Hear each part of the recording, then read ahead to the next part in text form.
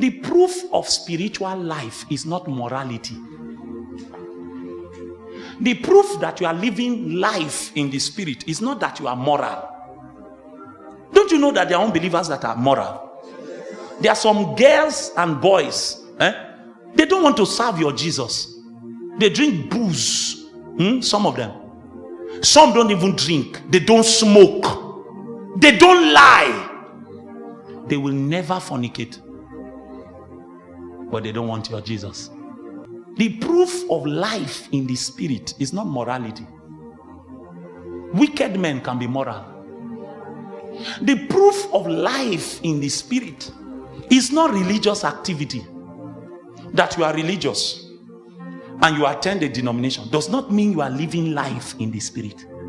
The proof of life in the spirit is relationship with Jesus. You have deep, intimate relationship with Jesus. That's the proof of life in the spirit. That's the difference between a Christian that is moral and an unbeliever that is moral. A Christian that is moral is, their morality is not what qualifies them as right. Their righteousness is not coming from morality. Their righteousness is coming from their relationship with Jesus.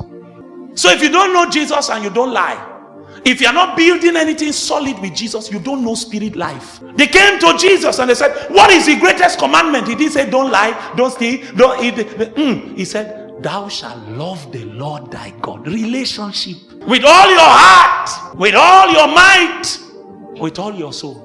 And the second is exactly like it. Thou shalt love thy neighbor as thyself. Because you see, love is not words. Love is the product of the life of God. Genuine love.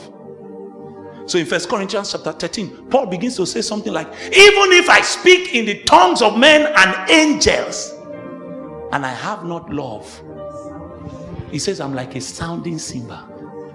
If I present myself to be burnt, and even if I give all my goods to the poor, and I have not love, he said all those activities are a waste. What does Paul mean?